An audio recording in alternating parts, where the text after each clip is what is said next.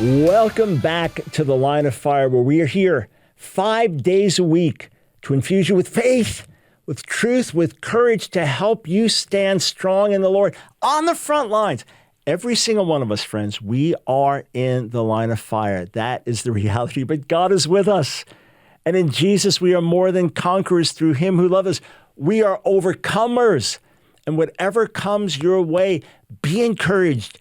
Jesus has overcome the world, and we are in him. Michael Brown, it is my privilege and honor to be with you. We are talking all this month about the return of Jesus. We're going to get into date-setting questions. We're going to get into some sensationalistic things that we need to avoid.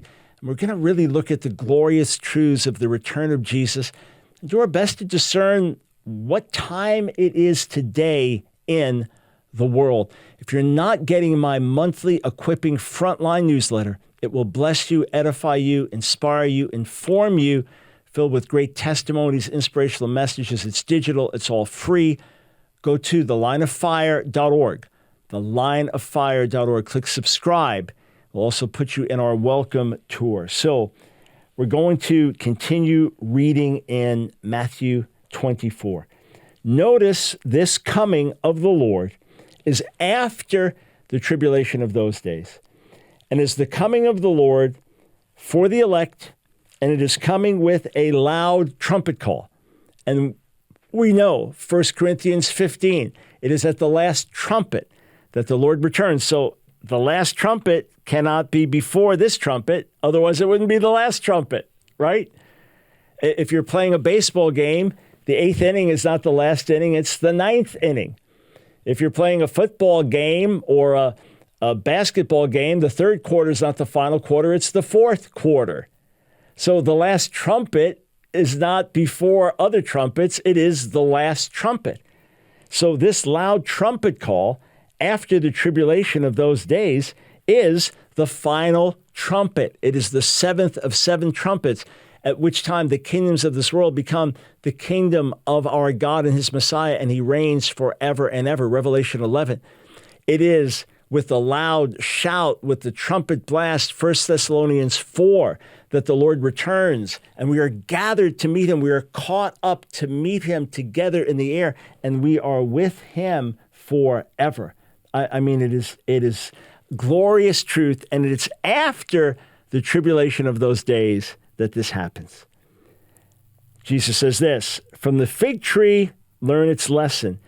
As soon as its branch becomes tender and puts out its leaves, you know that summer is near. So also when you see all these things, you know that he is near at the very gates. Truly I say to you, this generation will not pass away until all these things take place. Heaven and earth will pass away, but my words will not pass away." All right, now, we've got to dig in here a little deeper. Very, very important truths. We've said that the prophetic scriptures in the Old Testament are similar to Matthew 24, namely that they speak of things relevant for the hearers then and for future generations, and that you often have them layered together in such a way that you cannot distinguish the one from the other until they fully come to pass. So we see certain things took place already. Certain things remain to take place in Matthew 24, and there are parallels. As it happened back then, it will happen again now. And friends, the table's set. You've got a Jewish Jerusalem again. You've got religious leadership growing and wanting to enforce more Sabbath regulations. You've got a growing Messianic Jewish population in the land. You've got the gospel going through the entire earth, as Scripture says, and a harvest like we've never seen. So everything culminating so that Matthew 24 unfolding in the future now makes perfect sense. Relevance for the first century and relevance to the final generation and spiritual relevance for all of us who read it through all time. And what about the fig tree? Is the fig tree a picture of Israel? Sometimes in the Bible, but it's not the primary view. The primary picture of Israel, it's likened to a vine. So you have Isaiah 5 would be one of the classic passages. It's likened to an olive tree, although the olive tree in Romans 11 goes beyond Israel. The Israelites are individual branches. But it can be likened to an olive tree likened to a vine.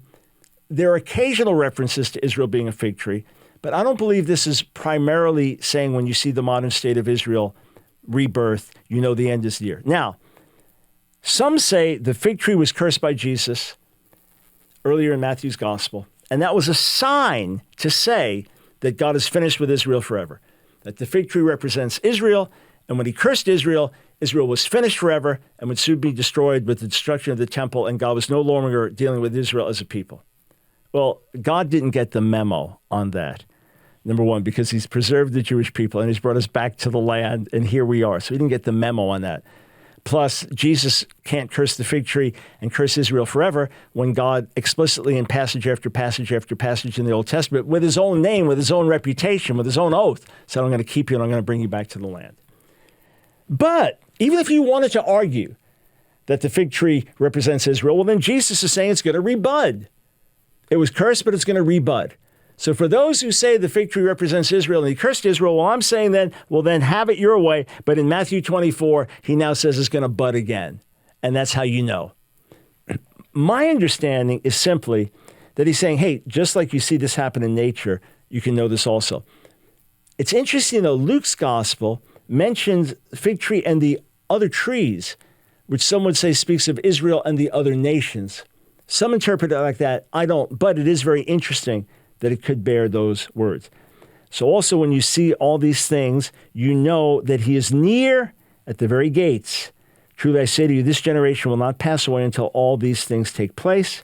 Heaven and earth will pass away, but my words will not pass away. Now, Matthew 24:34, this generation will not pass away until all these things take place, is used by my colleagues, my brothers and sisters, who say that all this had to take place in the day of those disciples, that generation.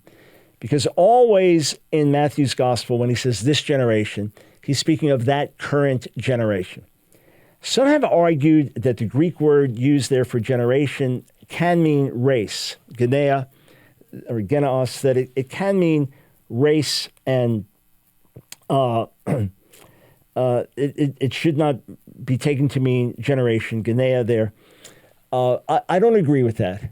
I don't agree that speaking of the Jewish people, that the Jewish people will not pass away. I don't believe he's saying that. Some say this generation is speaking of the spiritual condition of the people. The spiritual condition of the people. Meaning when Jesus says this generation seeks a sign, that it's a wicked generation. And this generation, this wicked generation will persist until all these things come to pass. That's a possible reading. I don't see it like that either. Rather, I see it as relevant in the first century and as relevant in the last. In other words, the generation that is seeing these things happen will see the rest happen. So the generation that saw Jerusalem surrounded by armies in Matthew 24, in the days of Jesus, all right? That generation saw the destruction of the temple. It happened. The generation that will be alive at the end of the age, that will see these things come to pass, will see Jesus return. So there is a final generation to whom this applies. And it's possible that all of this just applies to the final generation, that they're the only ones who'll see it all come to pass. You say, but elsewhere, this generation in Matthew is speaking of people in this day, because that was relevant in that day. They were the ones that were there. And the ones that will be there at the end of the age, it will be relevant to them. But it could well be that this generation is used for the first generation, those listening to Jesus right then, that saw the destruction of the temple, and the final generation, this generation, whenever that will be, that will see the Lord return. So there's no contradiction. There is no problem there. And remember, the Greek is explicit. The end of the age in Matthew's gospel does not refer to the destruction of the temple, does not refer to the end of the age and sacrifice, refers to the culmination of all things when Jesus returns, and he is with us always to the end of the age. And we're still living in that time of awaiting with his presence right now.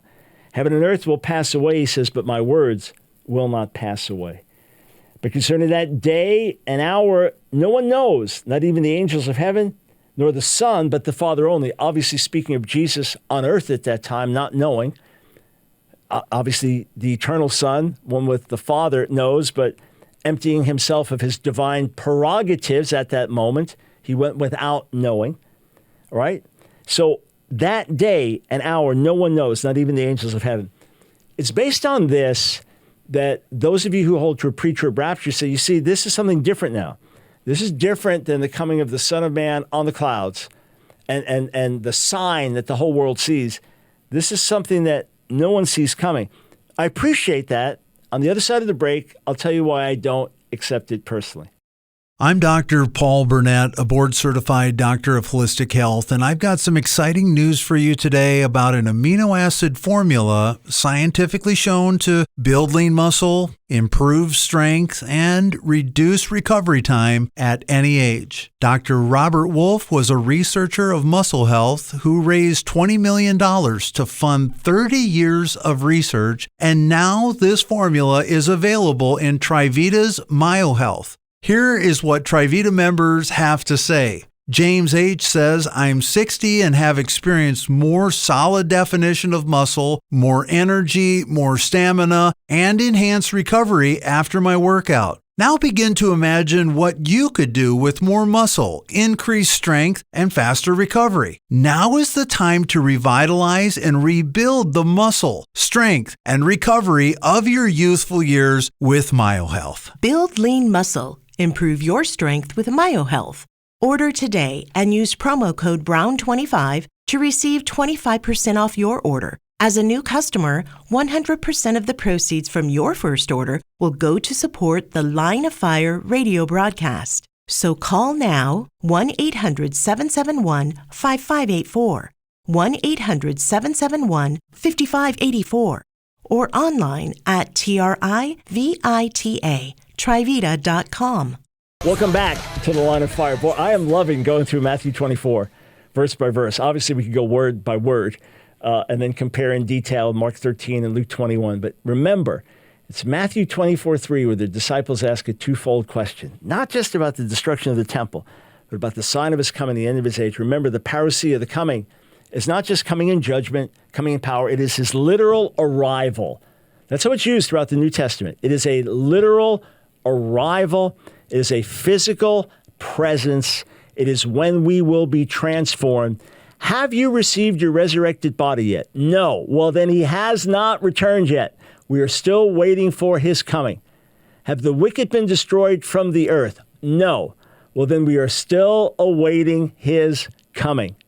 Has he destroyed war and set up his kingdom and ruling and reigning from one end of the earth to the other without resistance? No. We are still awaiting his return.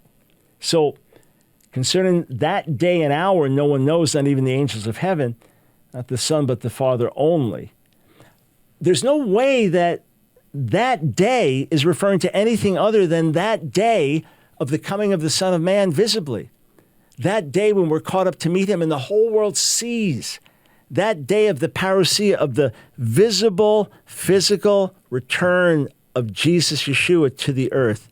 That's what we're waiting for. And no one knows the day or the hour. And that's why date setting remains unwise. As things get closer, as things unfold more and more clearly, then we'll know. Then we'll know. But for now, we take heed to the warnings, the large warnings of Matthew 24 that are relevant for every generation. For as were the days of Noah, so will be the coming of the Son of Man. For as in those days before the flood, they were eating and drinking, marrying and giving in marriage until the day when Noah entered the ark. They were unaware until the flood came and swept them all away. So will be the coming of the Son of Man. Once again, the parousia, his visible return, his presence. Okay? So there's no way that this parousia was used just a few verses earlier for his physical return for the whole world to see. And now it's talking after the tribulation of those days, and it's speaking about something else here. No, it's one and the same. So what does it mean, as things were in the days of Noah, so will be the coming of the Son of Man? There are two ways of reading this. One way is that it's telling us that just as there was extreme wickedness in the days of Noah, so there will be extreme wickedness at the end of the age. You know, it's an interesting thing. There's an ancient Jewish midrash. This is homiletical interpretation. It's not historical data. It's not legal discussion, but homiletical interpretation, and many traditions preserved in it. But there are some ancient Jewish texts that may have even been known in the days of Jesus. They're certainly known in the centuries immediately after, but they may have even been known in his day, that in the days of Noah, that one of the things that brought about the flood was that they were giving out marriage certificates for men to marry men. Just fascinating little anecdote, isn't it? But in any case, this could mean that just as it was in the days of Noah, that there was all types of sin and evil, and God had to come and bring destruction, all types of violence, all types of sexual sin of all kinds, that's how it will be at the end of the age. That's one way to read it. Another way to read it is more simple and saying that Jesus is explaining right here, as in the days before the flood, they were eating and drinking, marrying, giving in marriage until the day when Noah entered the ark, and they were unaware until the flood came and swept them all away. So will be the coming of the Son of Man. Then 2 men will be in the field, one will be taken and one left, 2 women will be grinding at the mill, and one will be taken and one left. So the other way of reading it is that even though Noah was preaching and warning, they didn't see it coming. They didn't see the end coming.